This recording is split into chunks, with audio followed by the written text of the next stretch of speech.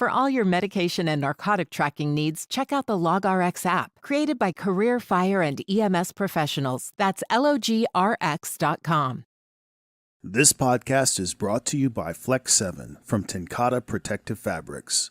Flexible, comfortable, and powered with the strength of enforced technology. Flex 7 outer shell fabric is made to move. To learn more, visit tencatefabrics.com/Flex 7.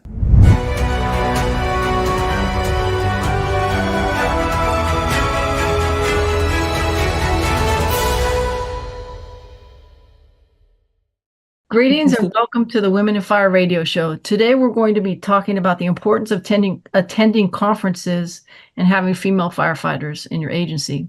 I'd like to thank Firefighter Engineering for allowing Women in Fire to be part of their radio show. I'm Lisa Baker and I'm the Southwest Region Trustee for Women in Fire. I'm going to have my guests introduce themselves and give a brief biography. So whoever wants to go first, go ahead and go. All right, I'll go first. I appreciate it, Chief, for giving me the opportunity to speak today. My friends call me Jay. My name is Jennell Taylor. I'm a 20-year veteran at Baltimore City Fire. It'll be 20 years in November for me. I'm a part of every team at this point, special operations, recruitment, do some adjunct instructing out at the Fire Academy. Just happy to serve. The fire service has done so much for me, so I'm feeling really good about being able to give it back, Hey, good afternoon. My name is Chantel Newell. I am with Orange County Fire Rescue in Florida, Orlando, Florida. I have only been a firefighter for about a year and a half now, but I've been in EMS since 2017, paramedic since 2019. I am new with my county in that aspect of being a firefighter, but I have been a paramedic with the county for about 3.5 years now. They put me through fire school, but I'm also a preceptor for the county as well. I have some courses coming up. I would like to get truck qualified. I do want to grow within my career. And honestly, the conference has really given me a drive and the boost that I needed to be able to pursue those dreams and pursue those goals that I have in the near future. Thank you. Hello, my name is Brooke Sims. I work for Aurora Fire Rescue in Colorado. I have been a firefighter now for about 5.5 years. And looking to go to paramedic school here in the near future within the next couple of months. My jam is being the driver operator, and so I will be sitting for that promotional test as well. Y'all wish me luck. Yeah. And also looking to get into wildland firefighting as well. And so I can also say that the conference has also given me a drive to continue to pursue more in the fire service for the years that I have to come. Thank you. As you can tell, I have a really great guest on the show today. Just so everyone knows, there may be two members joining us as the show progresses, and as they come on, we'll go ahead and introduce them. So both Brooke and Chantel, you both mentioned the drive and boost to pursue other goals.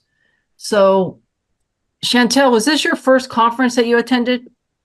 Yes, this was my very first conference, and I want to come back every year that they put it on. It was absolutely amazing, super encouraging, just all around one of the best experiences I've had in my life, honestly.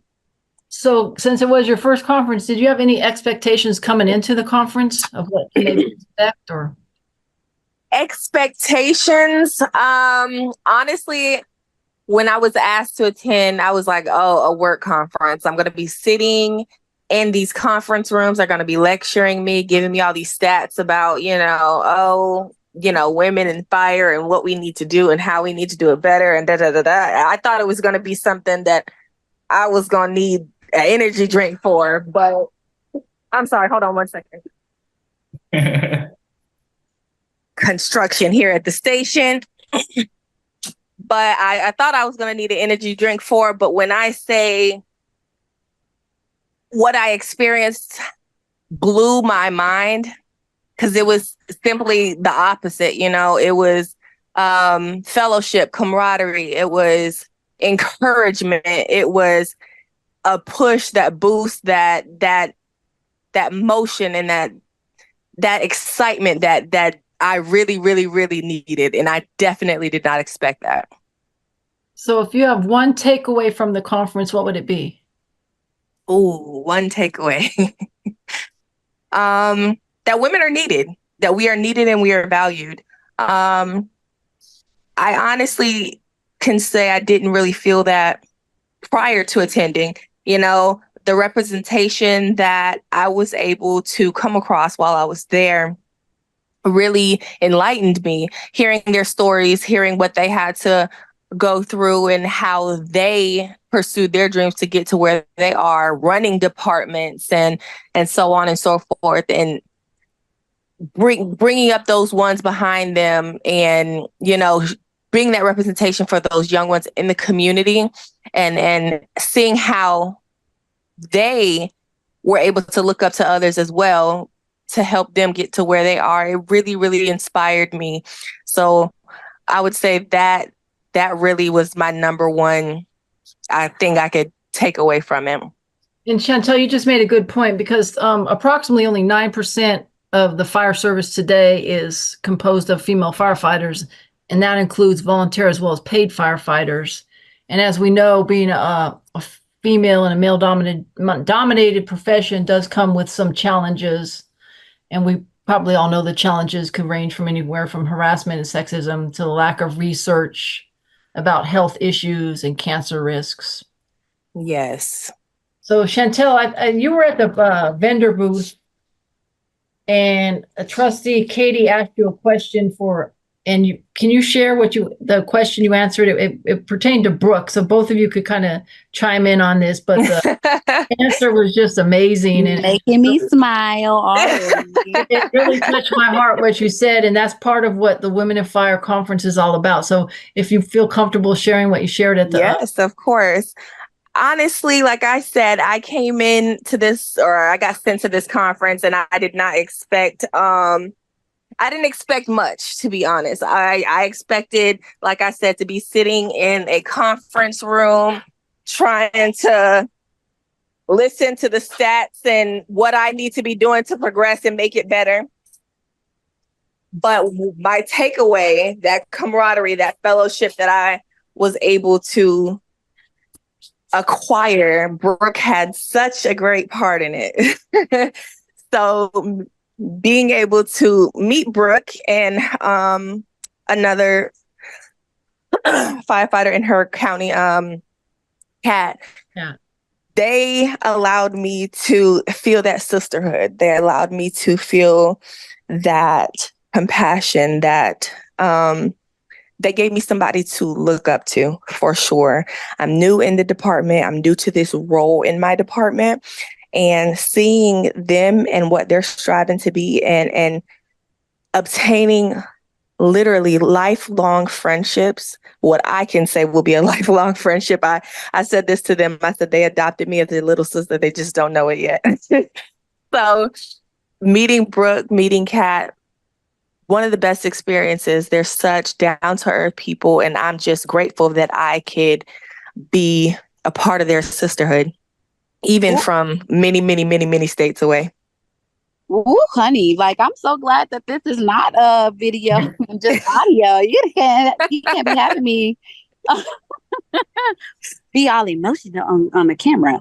But thank you so much. But that's mutual. And I don't know if you knew this, but I was actually in the Nozzle Forward with Jay, and then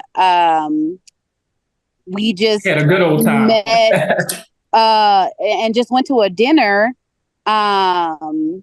with Fire Decks, thanks Fire Decks, and met Chantel. So this was the first time that I had ever met these women, and I can tell you, like, Jay and I exchanged information, Chantal and I exchanged information, because this, like, meeting them for the first time in those couple of days, I'm like, we are going to stay in touch. And I knew that I was adopted, you girl. Absolutely. For sure. I was absolutely yes, because just as much as, you know, the feelings that she had and whatever she gained, like, it's the same for me. Some definitely lifelong bonds. And a little bit about, like, my story and my journey in these, you know, past 5.5 years is that I would say between year 2 and 5 were really hard for me. Just with, like, the history and things that are going on in the city of Aurora, being a mom and having, you know, children before being a firefighter, and you know, having a child while I was in operations and online, and coming back from that, and being on probation during the pandemic. You know, year 2 and 5 were really hard for me, to the point where I was like, you know, do I want to stay in the fire service? Because it is that feeling of, like, not really being seen, coming to work and always having to feel like you have to prove yourself, even though you've done the same fire academy that everyone else has done. Yes, for sure. I had a conversation that, as, you know, like a Black female, I'm one of what is now 2.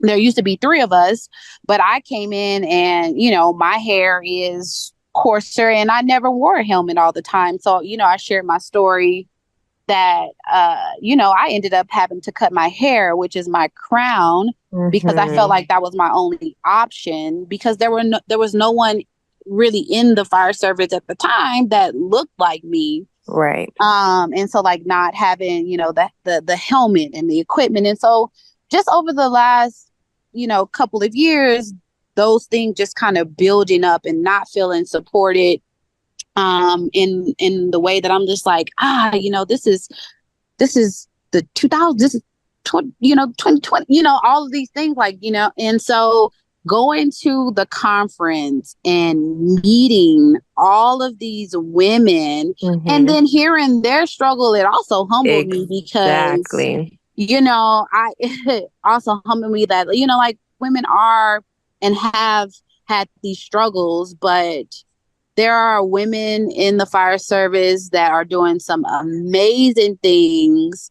And just like Chantal said, like, just amazing, down to earth. When we laughed, we cried, to be honest. Oh, like, did we cry? Yeah. And then we also encouraged, you know, I'm just like, we are going to take that next step, and we're going to study together and promote together. And so I'm really excited for the career and years to come, when, you know, you talked to me maybe 6 months before and I was like, I don't know if I'm going to stay in this field. Right. And Brooke, you just made a good point, because it's 2024 and we're still celebrating when departments hire their first female, or they promote their first female. So at the conference, I mean, you get to see, I think it was majority of females at this conference. There were some male fire chiefs there as well, and we appreciate their support. But you get to see other firefighters that look like you. And you made a good point of, I think in your department, it's just you and Kat. So it's like you hire one female in your departments, and I think it's been kind of almost proven by some papers that if you only hire one female at a time, you're kind of setting them up for not to be successful, because there's really no one that they have to go to talk to and such. And it's funny that you guys said that, lifetime friendships or whatever. Chantel, that's where I met Chief Tamer at a conference. And she's absolutely amazing. That's actually where I met her, and we're still good friends and speak all the time. And other firefighters as well that I met and still speak to. So you're right. It's that sisterhood that you meet people and you support them and stuff. Because Brooke, you just made a good point. I mean, you were like at a point where, you don't even know if this profession is the right profession for you, or if you want to continue or whatever. And you come to the conference and you see other females that possibly had the same struggles as you had, and then firefighters that actually look like you that you could relate to. Yes. And for me, it was between 42nd Street and 33rd. I'm so sorry. We're getting dispatched. Yeah. Not me, but I'm so sorry. Continue. We just gotta wait for her to stop talking. That we know that life. Yeah, exactly. But yeah, even now, like there are other females on the department, but even in those numbers, Aurora, we're not at that 9%. We're under it. And then, when we go to women who are in positions of leadership, the number is even smaller. Yeah. And so, yes, it's just like that representation does matter. And, it shouldn't just be seeing a woman as a firefighter, but also seeing them as a leader. Yeah. It's important to have that and have people like me, like Chantal, and Jay has taken that step, because, she is an officer, but seeing it, right? And it was just very refreshing. And though our struggles were different, right, it just gave a sense of like, I know that I can do this job. I know that I can with everything in me. I know that I can. But that part of when I was looking to, whether I was going to stay or not, it wasn't a matter of competency of doing the job. It was, do I want to come and fight every day that I come in? It's exhausting. It's exhausting to always have to feel like you have to prove yourself and people are questioning this and questioning that. And so, it definitely, like, women in fire set a fire in me to keep up the fight. Exactly. And we're glad that happened, because that's kind of what the conference is. I don't want to say that's the point of the conference, but there's a small segment of that's what we hope happens, is that you meet people that are going to be your mentors, some people that will help you along the way and light that fire back up in you. And it sounds like with you, that's kind of what it did. And I'm glad your paths crossed, and I'm glad, Chantel, you came to the event that day and shared your story. Yes. That just really touched me. I was like, wow, okay.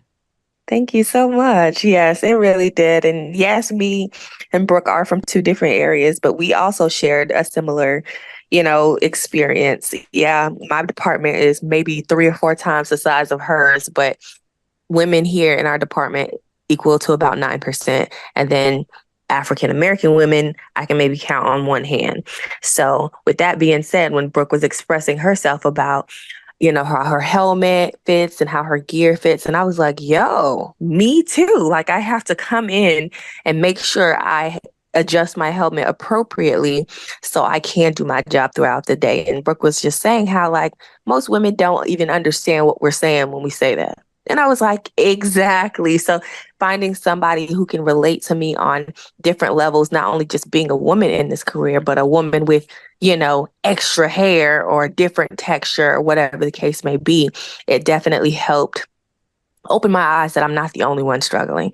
You know what I'm saying? I know I'm capable of doing this job, but yes, it is a fight every day. And leaving the conference, it definitely gave, like Brooke said, a fire under me. I'm like, hey, I'm ready to go to work. I have to go tell them what I learned. I have to show them, hey, let me show you how to breach this door. Let me show you what I was taught. You know what I'm saying? So it was definitely just that push that I needed to give me back that drive to be able to love this job once again. And that just makes me so happy that this is occurring at our conferences. So Jay, you've been to you actually taught in Orlando. So yes. And then so we have Kat's on the phone now, who also works for Aurora, Kathleen, and then we have Megan Sayer, who's one of the trustees for Women in Fire as well. So they'll probably be chiming in a little bit as well. So just so you know that they're now on the call. So Jay, can you share your experience? Like, you taught in 2022 in Orlando. Yeah, 2022 in Orlando, I taught the forcible entry station along with some of the Orlando Fire Academy staff. And it was great, you know, having the girls come over and be able to touch the equipment for as long as they wanted, get as much hands-on as they wanted, and personalized instruction. I mean, it was great. But as I was there teaching, this was my first conference. So I'm looking around at all the other stations. I could see them working, cutting cars behind me, station in front of me. They were doing some ladder work, some roof work. So I already in the back of my mind, I was like, oh yeah, the next time I have the opportunity to check in with these folks, I'm doing it. So I was able to participate this year. And that's when I met Brooke in the nozzle forward class. And I mean, it was great information. And with these conferences, you're tapping into your family that's nationwide, and it's all like-minded individuals where you can share information, and it was a beautiful experience. I saw a couple of the girls that were in my class learning alongside me that were in my forcible entry class. So that was great to just see their growth, how far they've come, just their experiences, and then also to share some of the things that I've been going through the past couple of years. So it's amazing stuff. And Brooke, I feel you on that. Back when I was in the academy, those many years ago, I cut my hair too, because there was nobody in the academy to show me how, because I was struggling with speed and I felt like my hair was getting in my way. There were no other women around in the academy staff to give me any pointers. So I just shaved it off because I wanted to be quick, efficient. But now, having the experience, I can go back as an adjunct instructor and say, hey, look, you don't have to go to that extreme, but these are the things that I have done over the years that have picked up my speed, my time. You don't got to cut it off. You just pull it back this kind of way, or move it, adjust it a little bit this kind of way. And that we are so important because, you know, the girls that are coming, we got to give them this information so that they're not making the same mistakes that we made, and they can move forward faster because of the information that we can share. So absolutely. Yeah. So Jay, when you taught, how, and you say you're an adjunct instructor at your department as well. So I'm sure when you do that, it's male and females. So teaching just the females, did you see a difference in the energy level, or I don't know if that's the right terminology I want to use, but the interactions maybe? I feel like I just kind of compare it to back when I was in the academy, like having to push my way through a sea of guys trying to get to the front of the line to get information. And I can tell that the girls are feeling a lot more comfortable and willing to say anything in any kind of way that it comes out, because they feel, you know, just giving them that feeling like, hey, this is a safe space. We can talk any kind of way you want to talk. I'm going to give you me, you give me you, and we can figure this thing out and make the necessary adjustments. And I think that sometimes in classes where it's not so diverse, it's just like a one-way learning path, and there's no one way to learn, and there's plenty of different ways to learn this material. And I think that with the Women in Fire how the programs are set up. Anytime you have diversity, like when you with your finances, your financial advisor always tells you to diversify your portfolio. It's the same with this. Anytime you have a bunch of different ways that you can get information, it's always a win-win because all the different learning styles can pick up what you're putting down. Mm-hmm. And you just made a good point about sometimes when you're the only female in a male-dominated class, you're kind of afraid to ask the questions for the stigma that might come with it. Like, how does that person not know this? Or you're afraid to want to jump in and be the first person. I'm going to be totally dating myself here, but when I first came in the fire service, I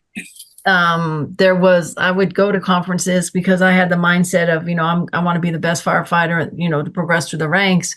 And I would go to conferences and sometimes be the only female.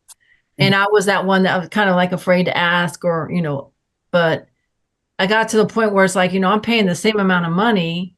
Oh, yeah. Yeah. And there's still that stigma, they're going to go out and, they're going to, leave you alone or whatever. But I remember being at a conference. They used to have them in California every year.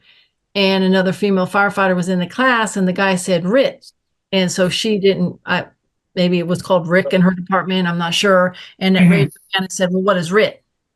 And, the Snickers and stuff that went around the room, like, how could someone not know what RIT is? It makes you not want to ask questions for that simple purpose when you're one of the few females in the class. And you mentioned as well about the diversity. I think this conference, and Megan, you could probably jump in, and I know Kat could jump in. And then Kat, if you could share your experiences of the conference. But I think this was one of the most diverse conferences we've had. Megan, what do you feel? I think a lot of times when we just simply have more, we easily welcome in more diversity just because of sheer numbers. And this was one of our largest attendance in our conferences that any of the trustees can remember. And one, that's great. Right? Like, and it shows a lot of things. It shows like not only are there more women who are interested, there are more departments that are supporting their employees. There is word of mouth on saying how beneficial it is to individuals. And it also shows in helping one, we help all. I think sometimes we will limit what we do because we feel our reach isn't going far enough or including everybody. But to me, it shows how if you start somewhere and you start making changes and you start making improvements, that naturally and organically, that helping a larger group or helping be more inclusive happens.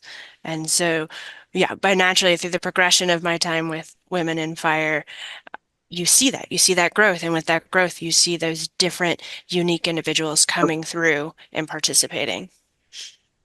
Thanks, Megan.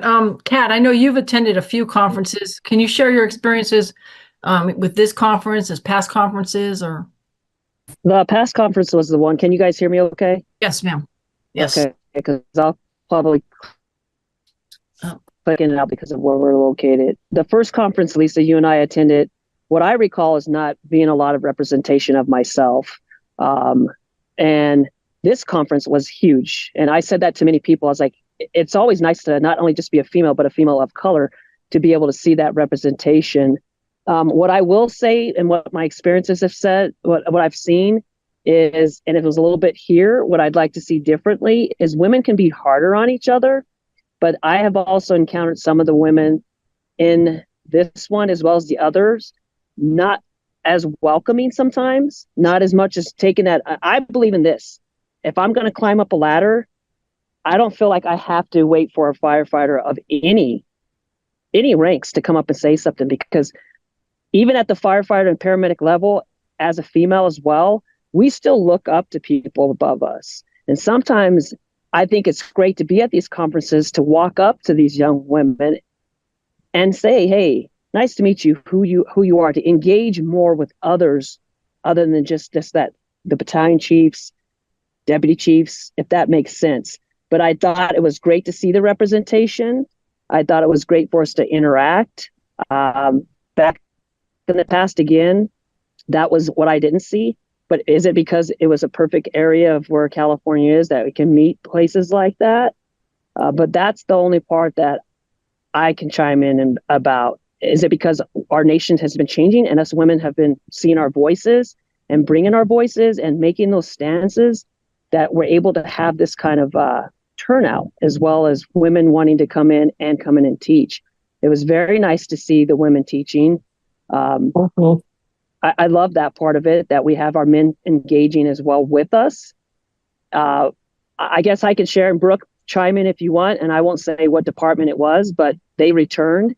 And believe it or not, a retired firefighter decided to chime in on their department site and say something smart in regards to if the males did this, how it would be. And I thought, no matter what, we're going to always face this.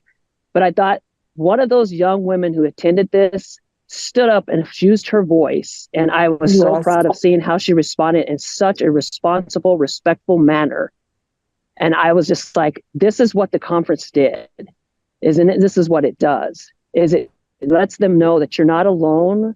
We may come from different walks of life, but if we can come together and support one another, we can continue to strive and make these even bigger.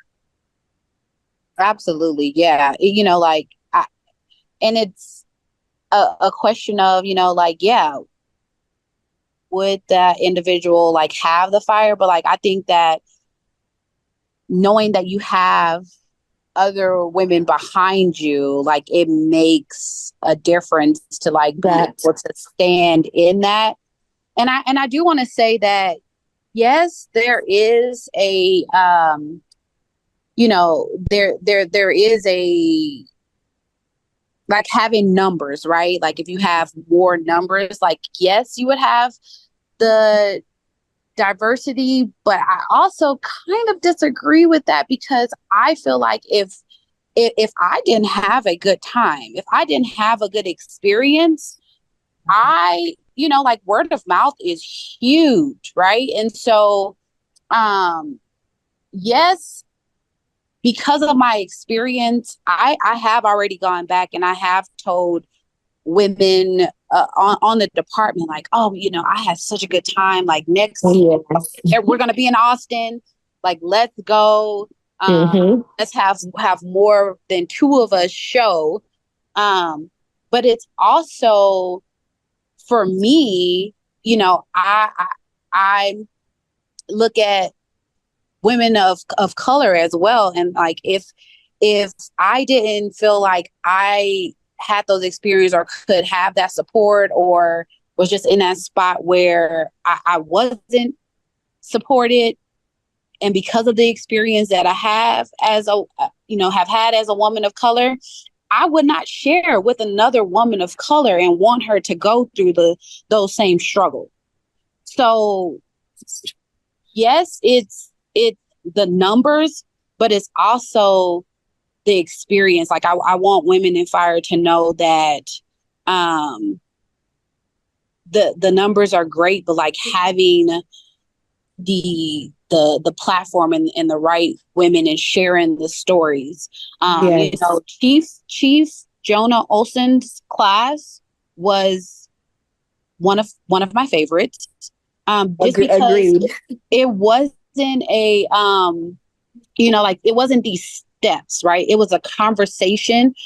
It was an opportunity to look within ourselves. And yes, we had these shared experiences, but when I looked over at the woman next to me, who she wasn't an African-American woman, but we shared a lot of these similar experiences. And for that, and bringing that human element into the conference, that we've, as a woman in fire, feel we can't cry, we can't be vulnerable, we can't, do those things. Like I said, the group of us, Chantel, Kat, in our group that we bond, there were tears. There were tears of there was grief, there was sadness, but there was also tears of joy, knowing what we gained from this conference. And so it's not simply numbers. I think it's having these experiences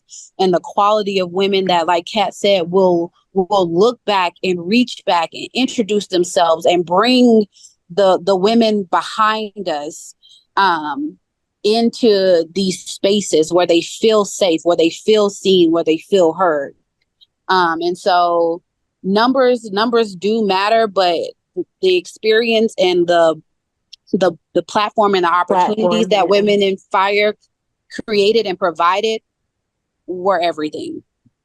I do have to agree with Brooke. When we went to Chief Joan Olson's lecture, like she said, she did not turn on the what's it called, the monitor. She's not the projector. Going through, yes, the projector. She's not turning on the projector. She's not going through slides. Not necessarily, nothing wrong with a slideshow, nothing at all. Keeps people engaged. But the fact that it was just sit down, let's talk.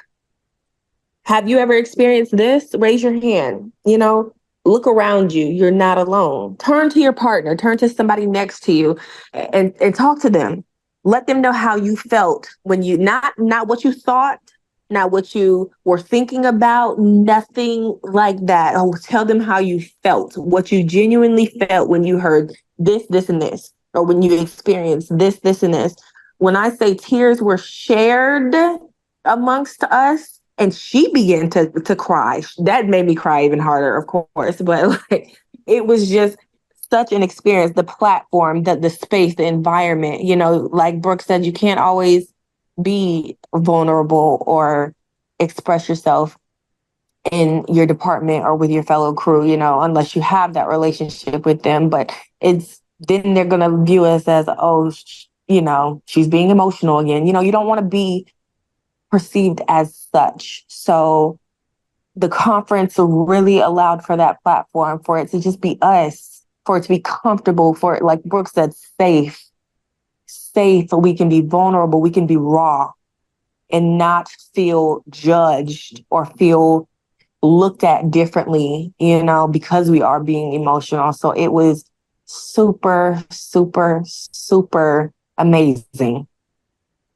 Megan, I'm gonna get you in a brief second. I just want to piggyback on that a little bit. In the Spokane conference, we had a male firefighter attend, and he did some hands-on training.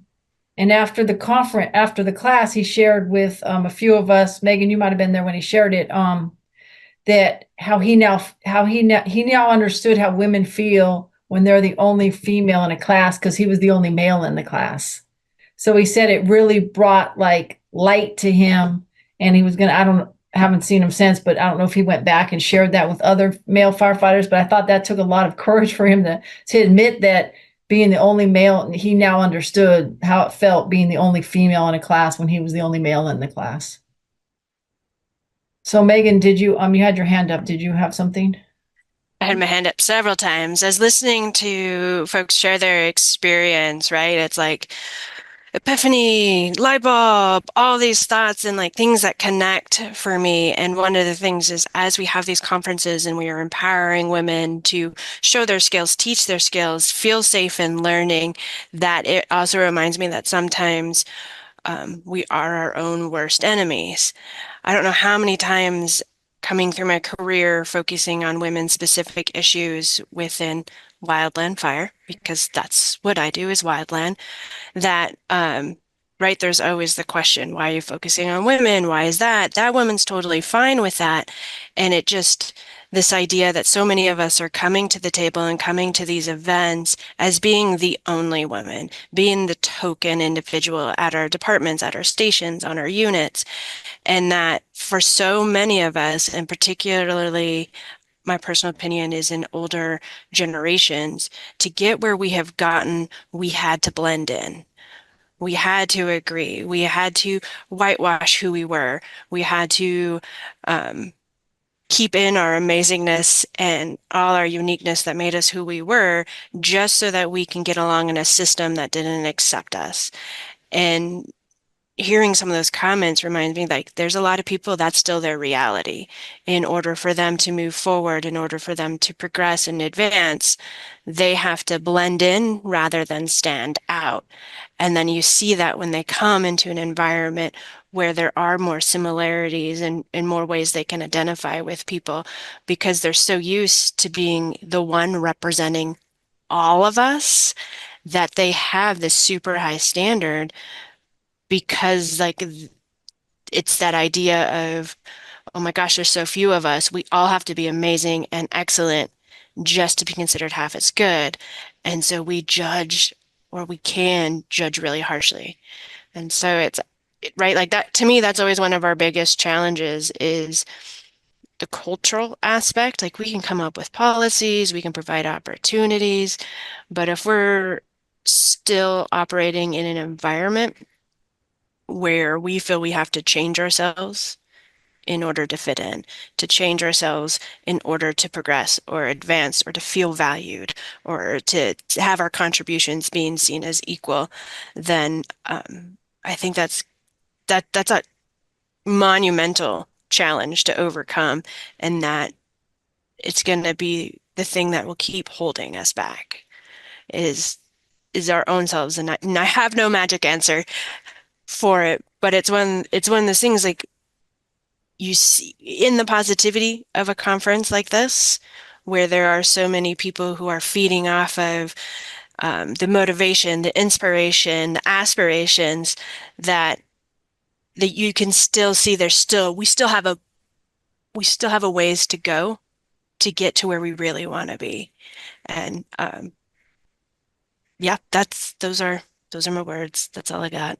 And Megan, hopefully these conferences are a step in the right direction to make what you're speaking about happen. And I think Kat had mentioned, and I could be wrong, but sometimes women are harder on other women. And I think that I know when I came in, there was other females, and I don't know if there was resentment, but now there was more females because there'd been a long period of time where they hadn't hired anybody at all. And there was 9 females in my class. And if there was just the resentment, but now there was more females. But I personally witnessed that at stations when I would ask another female something and they didn't have time to help you or whatever. And it's kind of funny that I put in the back of my mind right then that I was never going to let that happen to anybody else, whether it be a female or a male. If they wanted help, I was going to, help them to the best of my abilities. And I think that that's important for women. It's not just in the fire service either that women are more, I don't know if competitive is not the right word, with other females. And I don't understand why, when we're all, especially in the fire service, we're all there to make the department better. We all say it probably interview when you're trying to get hired. I want to make the department better. I want to do A, B, C, D to make the department better.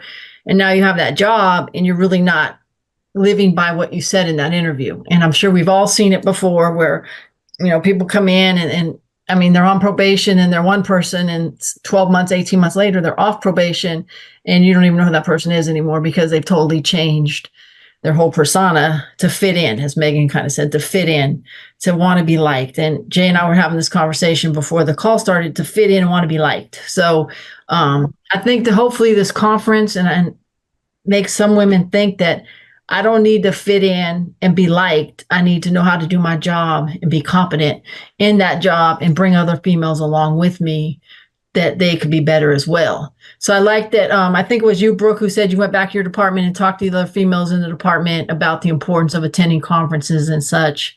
And that's what we hope will happen, or personally, that's what I hope will happen when you go to a conference, is you go back, and not even to the females. I mean, I'm sure some of the males ask, what was this conference about? Why were you there? Why was it important for you to go or such? And that you articulate the importance of it, is that, like Brooke and Chantel, I mean, when Chantel was standing there telling that story at the vendor booth, I was just in awe of it. It almost brought me to tears how she said they just met, they're sisters, they'll be sisters for life and such. And and it was just like, and even Brooke was like, yeah, I agree with that. And I had never met Brooke before, or Chantel. I walked up to Chantel and said something about Shannon Tamer or Chief Tamer before it, but I had known Kat and Jay and obviously Megan prior. But one of my goals was to walk up and meet people And Megan was, I think that was one of your goals, is to meet people you don't know and, make them feel welcome, because there is a lot of females that go to these conferences by themselves. They're the only female in their department that come to the conference, and they're kind of there by themselves. I think, Megan, we met too that night, one of the nights that were coming into the hotel. And one was from Baltimore County. And come to find out that, she's a huge WNBA, fan. And so we talked, a lot of the conference about the WNBA and such. So it's not putting yourself out there, but it's making others feel welcome. And I think we've all talked about that, making sure everyone feels welcome at these conferences. Brooke, you have your hand up. Go ahead. Yeah. I was like, oh yes, I resonated with what Megan was saying about, where the fire service has been in like these different generations, and just being in, like, I can't say enough, like, this was my first conference, but I'll definitely be back. But what I'm just like, you can't tell me anything bad about women in fire. Okay. So I'm just like, and I definitely went back and I sported my t-shirt and my socks, and, That's right. so I was, yes, people asked, and I shared it with both male and female.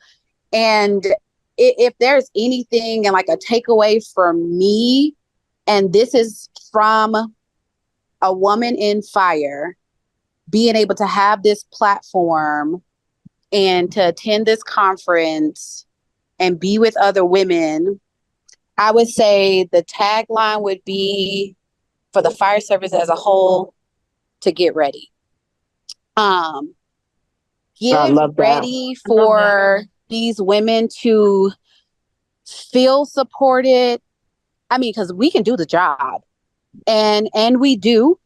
And imagine with us being able to accomplish what we have with what was given, but when we feel supported and valued and seen and heard, and we're reaching back and we're bringing other women with us, the fire service better get ready. Like, if they have any problem with, the things that us speaking up and seeing like these are the things that we need and it's possible, and seeing that possibility, just get ready, because we're ready. I know for me, I'm ready to continue to advocate for women in the fire service. I'm ready to take that promotional test. I'm ready to lead. I'm ready to continue to get my hands dirty. And so I'm super thankful for being able to, and I do have to thank Aurora Fire for sending me as well. And so I'm super thankful, and I don't know if we want to use it as a hashtag, but get ready. Like that's it. Get ready is it. That's the theme of today's show. That is the quote. Kat had her hand up. So Kat, go ahead. Did you have your hand up? Yeah, I had it up. I'm going to piggyback on all that. And with you, Lisa, is one of my pet peeves with males or females, but especially us females, and I'll piggyback on it, was we are at an all women's conference, a huge women's conference, to see other people and the outsiders looking at all these women in uniforms and what you're doing. One of the saddest things that I don't like, can you hear me? Yeah, you're breaking up a little bit. Can you hear me? Yeah, we can hear you. You can, yeah, is when we were passing one another and they would not say anything to one another. And I was kind of like, that's kind of strange. But that was one of the biggest benefits that I just made sure when somebody looked like that they were outside, I went up there to make sure that they felt like they were fitting in with that whole portion of it. But I think this has probably let a lot of people be able to go back to their departments and be able to continue to have that voice in it, to know that they have how big it was. And I think that was successful for me, because I've come back and they asked how everything went. And we talked about here at the academy, hey, we should put together a group of us. And we look to the future to go out and teach, because we have a lot of our guys and gals that go and teach. So I said that would be significant if we look at that. But one of my biggest things is I seen it. It happened to me numerous of times. And I was like, this is sad that people are making eye contact at one another and not even just speaking. Like, just, hi, how's it going? And I thought that's a disappointment for me. I thought it was great that we would be in classes sometimes and people would be like, get to know one another, go in different groups or break people up so they weren't used to being each other if your department came there big, if that makes any sense. I'm probably rambling right now.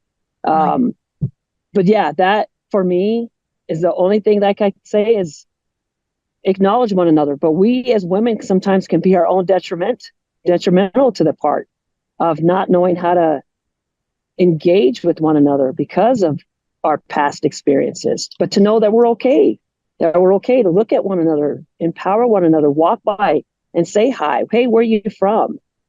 But that's one of the parts that just kind of sat with me differently. And I just was like, well, you're the change. You have to make and set the example. So go up and do these things. I totally agree with you on that. I think everybody in that room, maybe in the next conference, we could put something together that you're the change in the room. I mean, it's known that women are, for lack of better terminology, catty to one another, not only in the fire service, but in life in general. And I made a point, and I'm not like tooting my own horn here, to like say, hey, how you doing? How you doing? Where are you from? When I'd see people. But I think that's a really good point, Kat, that we need to like, especially, I mean, you don't know if they're there by themselves or not. And it does, regardless if they are not, just to welcome them, to make them feel welcome in that space. Megan, you had your hand up. Yeah, I thought of two things while everybody was speaking. One just then is I will fully admit I'm totally sucked in by clickbait on the interwebs. And there is one meme I got clicked into, and it was like a makeup store, and they had two shopping carts. There was like a white one, like, yes, come talk to me and help me find the things. And the other one was like, no, I'm totally cool shopping by myself. And I think when I think about this conference and how for some folks, how overwhelming it can be, especially maybe if you're by yourself or if you're more introverted or that, like, so how is there a way sometimes for those individuals who need a more structured social interaction? Can we create something where there is, right, like a formalized question or a way that says this is how you can interact, so it's less overwhelming for people who want to socialize, but it's just not them.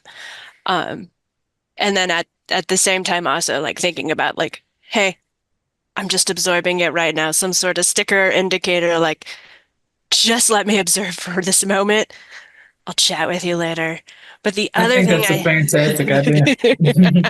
right? Because there are moments like I'm out chatting and talking to people, and then by the end of the day, I'm like, I'm so tired, and I never left the hotel. Like, I didn't go anywhere. I was on the second floor the whole time, and I just from all the interaction, because that's just, it wipes me. That's how I am. The other thing I really want to point out is that, and this is not to necessarily the folks on this call, but for individuals who may be listening, is that it doesn't stop here. There's going to be a lot of departments, a lot of stations, a lot of entities who are patting themselves on the back saying, we're supporting our women by sending them to this conference. And now what they have is they have a bunch of women who felt seen, who connected, who felt valuable, and they're going back to their departments where they may not feel that, where we feel we check the box by sending them. How do we support them when we get back? How do we keep challenging them? How do we support what they learned and continue that learning and providing an environment for that? It's one of the challenges when it comes to DE&I programs is like, oh yes, we did all this stuff for women's leadership or women's advancement.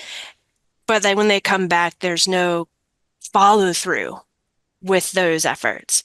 We sent you there. How? So that's the challenge for the chiefs who may be listening, the departments who may be listening, people who supervise others.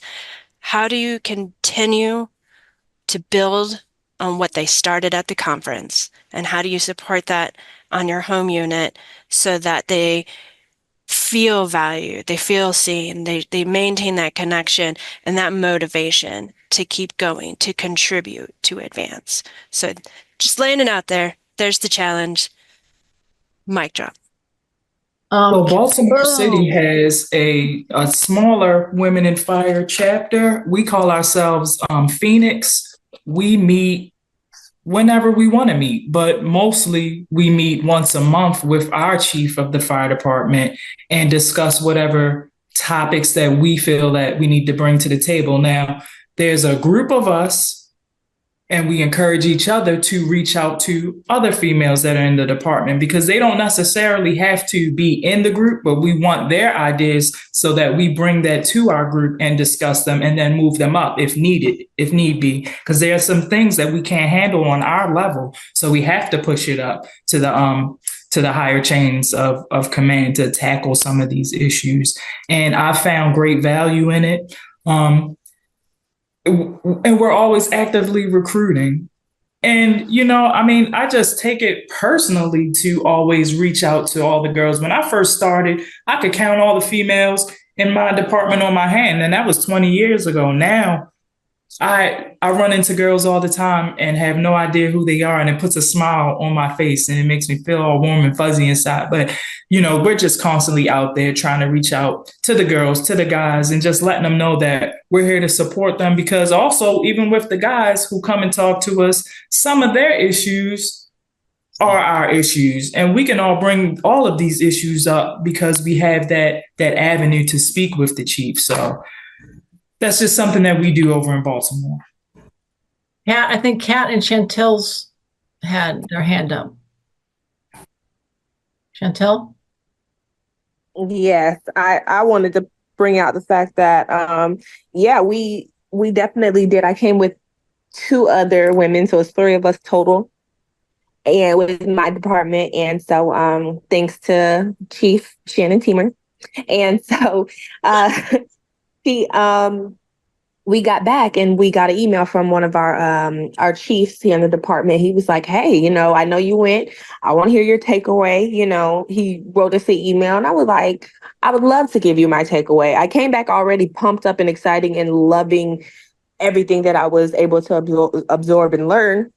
So I'm telling my crew about it, but now I get to, bring that to a chief. And like I said, I came with I'm one of 3 that came for the conference. And one of my other girls, she was like, actually, we would like to sit down with you in person. She was like, we want to sit down with you in person as well as the chief of our department so we can talk to you and let you know that your women are not okay. You know what I'm saying? Like, we are okay now, since we came back from this conference, we have this fuel under us and we're ready to make these beautiful strides, but we still getting backlash for just going. You know what I'm saying?